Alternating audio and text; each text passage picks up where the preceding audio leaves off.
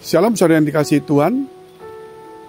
Dalam surat 1 Petrus pasal 2 ayat 5 mengatakan, dan biarlah kamu juga dipergunakan sebagai batu hidup untuk pembangunan suatu rumah rohani bagi suatu imamat kudus, untuk mempersembahkan persembahan rohani yang karena Yesus Kristus berkenan kepada Allah. Yesus itu berkenan kepada Allah.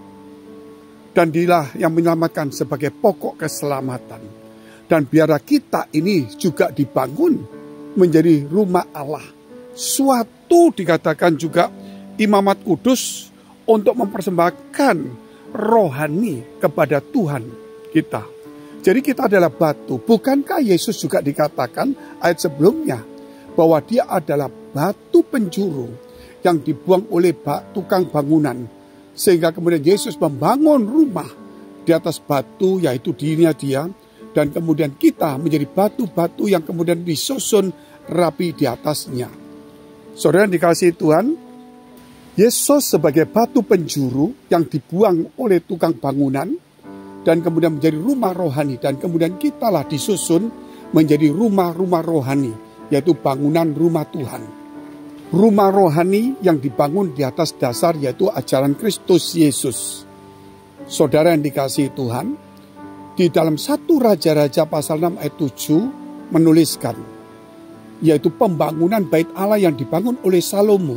Salomo memerintahkan supaya batu-batu yang akan dibangun di Bukit Moria, yaitu bait Allah, hendaklah batu itu diperbaiki atau diatur di dalam penggilingan atau perbaikan. Pada waktu Salomo membangun bait Allah di Bukit Moria, yaitu dikatakan hendaklah batu-batu yang dipakai itu telah disiapkan di penggalian.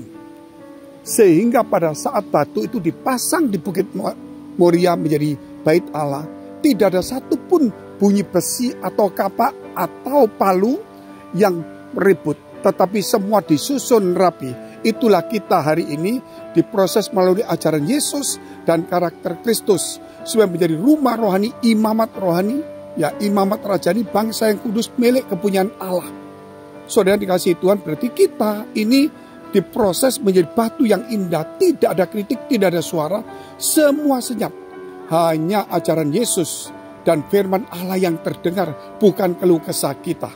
Sehingga di dalam 1 Raja-Raja 6 ayat 7 tadi dikatakan tidak ada satupun yang alat-alat besi bunyi. Namun di dalam Hagai pasal 2 ayat 19 dikatakan, mulai hari ini aku akan memberi berkat. Mulai hari ini dikatakan ketika batu itu dibangun, diletakkan untuk menjadi pembangunan bait Allah.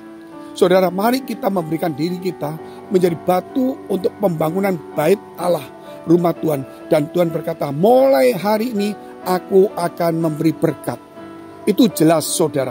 Kenapa? Karena Hagai pasal 1 juga dikatakan, mari kita naik ke gunung Tuhan, bawalah kayu dan bangunlah rumah Tuhan. Janganlah kita sendiri saudara, sibuk untuk membangun rumah kita, sedangkan rumah Tuhan menjadi reruntuhan. Ayo mulai kita rame-rame membangun bait Allah, rumah Tuhan, diri kita dan gereja, supaya banyak orang diberkati. Sampai jumpa. Tuhan Yesus memberkati.